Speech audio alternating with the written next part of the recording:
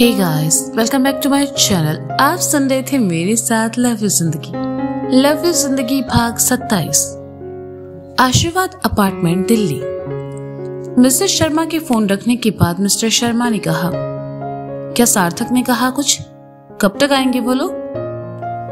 अभी तो वो लोग मनाली में हैं। सार्थक ने बताया वहां बहुत बर्फ पड़ रही है। मिसेस शर्मा ने कहा, मैंने सार्थक से कहा भी था, उन्हें इस जगह गर्म जगह जाना चाहिए था। अच्छे से घूम भी लेते और समय भी खराब नहीं होता। वैसे तुम कहीं जा रही हो क्या? मिस्टर शर्मा ने मिसेस शर्मा को साड़ी का पल्लू जमाते देखकर पूछा। हाँ, वो नीचे सोसाइटी में आज सोसाइटी लीडर के लिए मीटिंग रखी है, तो सब लेडीज उसमें आ रही है। मैंने भी इस बार अपना नाम दिया है, तो मुझे भी बुलाया है। आपका खाना बनाकर मैंने डाइनिंग पर रख दिया है, आप खा लेना। मिसेस शर्मा ने दरवाजे की तरफ जाते हुए कहा। और तुम? मिस्टर शर्मा ने पूछा। अब सोसाइटी की इतनी बड़ी मीटिंग है, वहां से बिना खाना खाए थोड़ी आऊंगी मैं। कहते हुए मिसेस शर्मा वहां से चली गई। सोसाइटी के मीटिंग हॉल में सोसाइटी लीडर के लिए मीटिंग रखी गई थी, जिसमें सोसाइटी की सभी महिलाएं और कुछ आदमी भी आए हुए थे। कुमार नंदन अपनी पत्नी के साथ बैठे थे और साथ ही सोसाइटी के दूसरे मालिक भी वहां मौजूद थे। Mrs Ahuja, Mrs Yadav, Mrs Tiwari सबसे आगे पड़ी कुर्सियों पर साथ साथ बैठी थी। वहीं उनके बगल वाली कुर्सियों पर कुछ और लोग भी बैठे थे।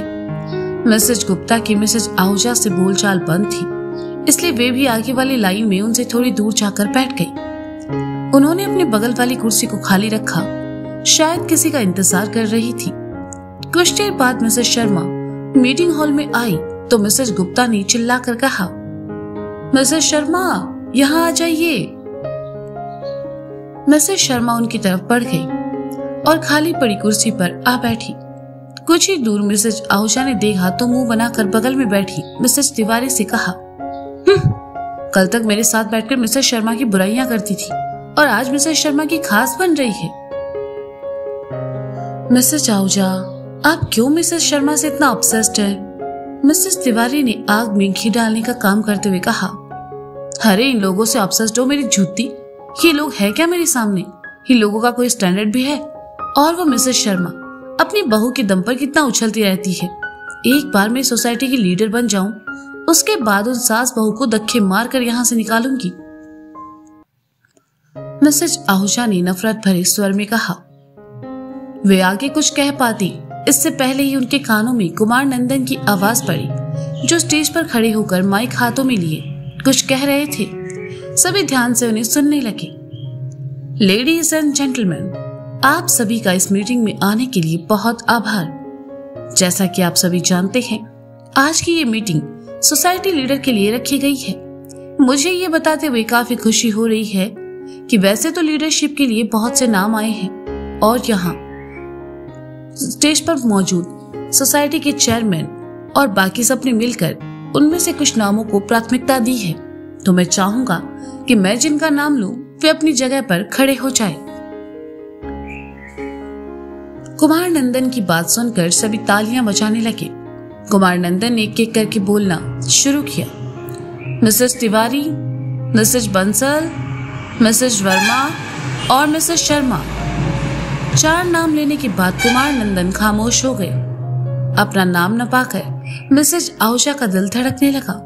कुमार नंदन ने उससे वादा किया था कि वे उनका नाम लिस्ट में जरूर डालेंगे, लेकिन यहाँ तो सिर्फ 4 नाम थे।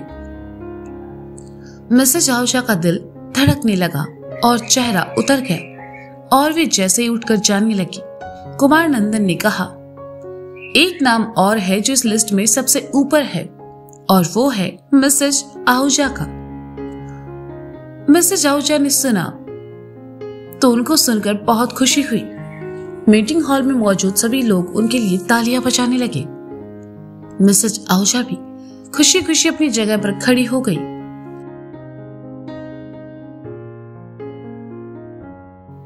कुमार नंदन ने आगे कहा, सोसाइटी लीडर के लिए ये 5 नाम चुने गए हैं, लेकिन लीडर इनमें से कोई एक बनेगा और इसके लिए आप 5 को सबका विश्वास जीतना होगा, क्योंकि आप में से कौन लीडर बनेगा ये तय करेगी सोसाइटी के रहने वाले लोग। तो आप 5 को मेरी तरफ से बहुत बहुत शुभकामनाएं। हॉल एक बार फिर तालियों से गूंज उठा। मिसेस तिवारी मिसेस बंसल के चेहरे पर परेशानी के भाव थे, क्योंकि उनका सोसाइटी के लोगों में ज्यादा उठना बैठना नहीं था। वहीं मिसेस वर्मा को भी उनकी हरकतों की वजह से लोग कम ही पसंद करते थे। अब बची मिसेस आहूजा और मिसेस शर्मा, तो मिसेस आहूजा के सामने बोलने की कोई हिम्मत नहीं करता था और मिसेस शर्मा शीतल के आने के बाद से खुद किसी से ज्यादा बात नहीं करती थी। कुल मिलाकर सभी को बहुत मेहनत करने की जरूरत थी। मीटिंग खत्म होने के बाद सबने चाय नाश्ता किया और अपने अपने घर चले गए। कुमार नंदन को अकेले देखकर मिसेस आहूजा उसके पास आई और उसका हाथ पकड़कर उसे लिफ्ट की तरफ लाकर दांत पीसते हुए कहा, ये सब क्या है कुमार जी? आपने कहा था आज की मीटिंग में आप मुझे सोसाइटी के लीडर घोषित कर देंगे और आपने मेरे साथ 4 नाम और दे दिए। आप मेरे साथ ये कौन सा खेल खेल रहे हैं? मिसेस आहूजा, आप क्यों परेशान हो रही हैं? अरे सोसाइटी इलेक्शन में आप ही जीतेंगी। अगर आज मीटिंग में अकेले आपका नाम जाता तो सबको शक हो जाता और आपके साथ साथ सब मुझे भी गलत समझने लगते। इसलिए मैंने आपके नाम के साथ 4 नाम ऐसे दिए जिनकी जीतने की चांस बहुत कम है, क्योंकि उनके सामने सब खड़ी होंगी और सोसाइटी के लोगों का विश्वास कैसे जीतना है यह आपसे अच्छा भला कौन जानता है। सोसाइटी के लोगों को पटाना आपके बाएं हाथ का खेल है। कुमार नंदन ने कहा। वो कैसे? मिसेस आहूजा ने कहा। अरे जैसे मुझे पटाया था कढ़ाई पनीर खिलाकर, नंदन ने दांत दिखाते हुए कहा। मिसेस आहूजा ने सुना तो हल्का सा मुक्का नंदन के सीने पर मारा और इतरा कर कहा, क्या कुमार जी आप भी ना? अच्छा मैं चलता हूँ, किसी ने मुझे यहाँ देख लिया तो दिक्कत हो जाएगी। कहते हुए कुमार नंदन वहां से निकल गए। मिसेस आहूजा खुश होकर जैसे ही जाने के लिए पलटी, सीढ़ियों के पास खड़ी बिट्टू को देखकर उनके चेहरे से खुशी एकदम से गायब हो गई। बिट्टू ने कुछ नहीं कहा और चुपचाप वहां से चली गई, क्योंकि वह जानती थी उसके बोलने से कुछ नहीं बदलने वाला।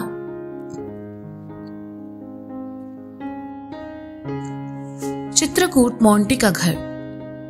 आज शाम 4 बजे की ट्रेन है। आने जाने और वहां 2 दिन रुकने के लिए अपने हिसाब से कपड़े रख लो। मिस्टर शर्मा ने मिसेस शर्मा से कहा। ठीक है, आपने समधी जी को हमारे जयपुर आने के बारे में बता दिया ना? कहीं हमारे अचानक जाने से उन्हें परेशानी ना हो। मिसेस शर्मा ने अपनी घड़ी देखते हुए कहा। इसमें परेशानी की क्या बात है? गलती बच्चे करते हैं और परेशान माँ बाप को होना पड़ता है। अगर हमारी औलाद और बहू ने ये सब नहीं किया होता तो आज क्या जरूरत थी हमें वहां जाने की और परेशान होने की। इस उम्र में जहां पोते पोतियों का मुंह देखना चाहिए वहां बच्चे शर्मिंदगी का मुंह दिखा रहे हैं। मिस्टर शर्मा ने गुस्से से कहा।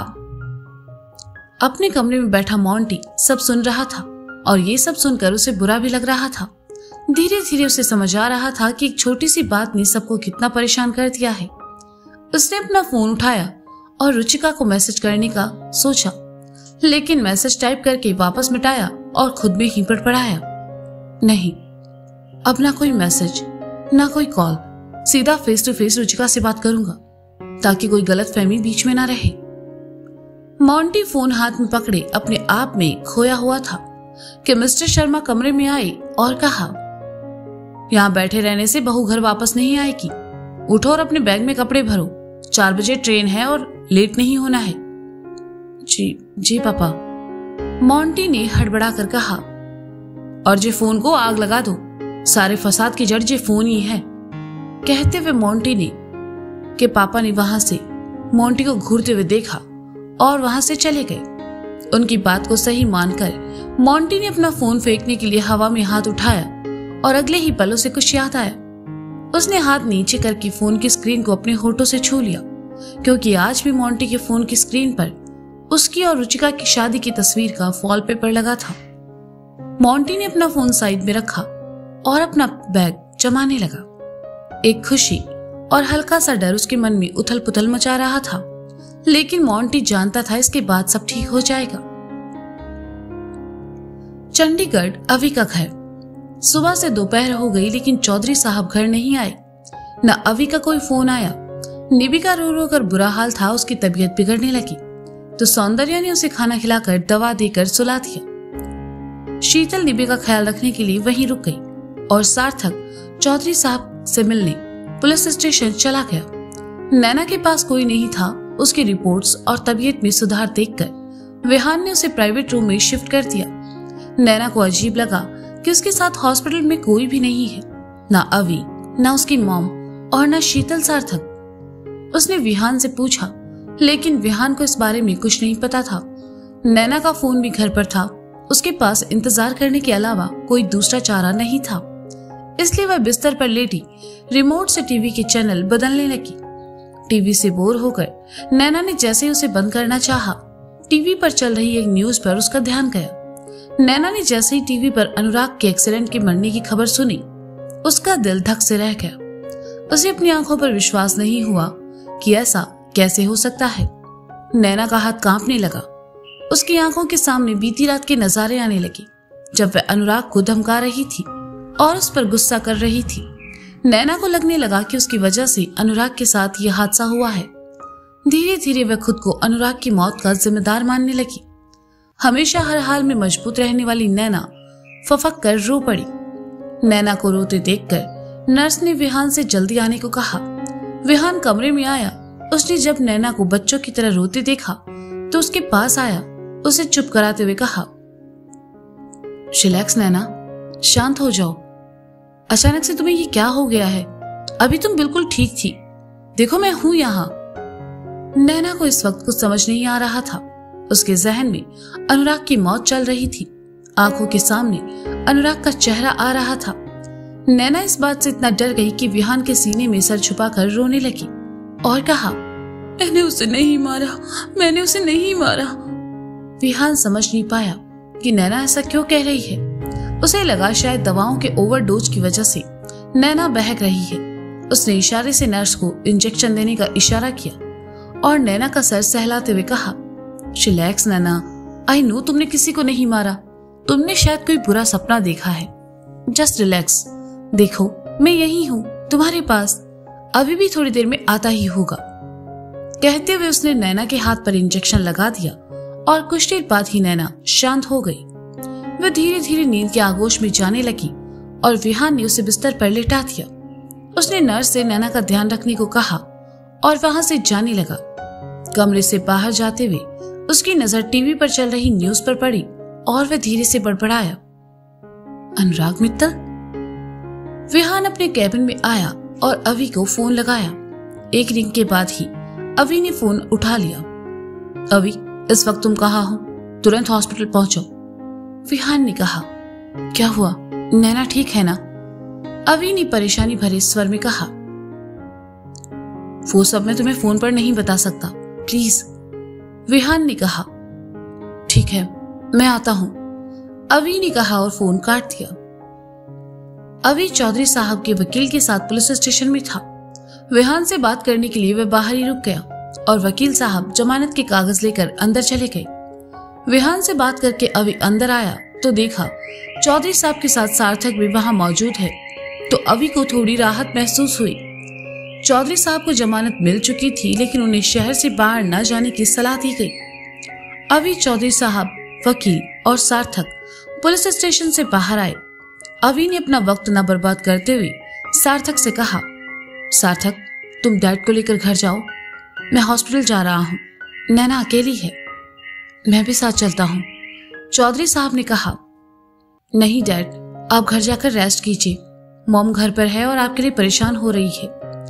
अवी ने अपने पापा से कहा, ठीक है मैं सौंदर्य के साथ शाम में हॉस्पिटल आता हूँ।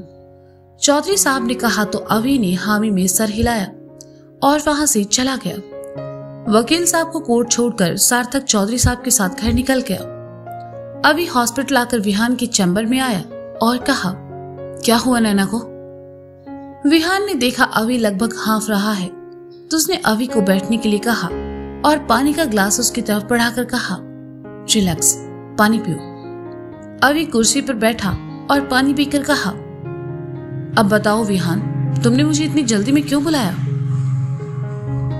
विहान ने कुछ देर खामोशी से अवी को देखा और कहा, नैना की रिपोर्ट्स ठीक है, उसे आईसीयू में शिफ्ट कर दिया है, लेकिन क्या?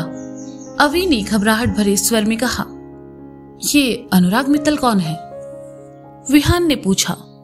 विहान के मुंह से अनुराग का नाम सुनकर अवि को हैरानी हुई और उसने कहा, तुम उसे कैसे जानते हो? मैं उसे नहीं जानता, बल्कि मैंने तो ये नाम पहली बार ही सुना है, लेकिन टीवी पर देखा आज सुबह के एक्सीडेंट में उसकी मौत हो गई। ये न्यूज देखकर नैना बहुत घबरा गई थी और रोने लगी थी। वो काफी डरी हुई थी। तो मैं बस जानना चाहता हूँ कि क्या नैना उसे जानती है या नैना का कोई पास्ट उससे जुड़ा है? विहान ने गंभीरता से कहा। अवि जिस बात को नैना से छुपाना चाहता था वही बात नैना के सामने आ चुकी थी और अवि ये सुनकर खामोश हो गया। तो दोस्तों, ये था लव यू जिंदगी भाग 27। इसका अगला भाग आप जल्द ही सुनेंगे मेरे साथ। तब तक के लिए शुक्रिया, बाय बाय, अपना ख्याल रखिए और हाँ, सुनते रहें लव यू जिंदगी मेरे साथ। Bye bye.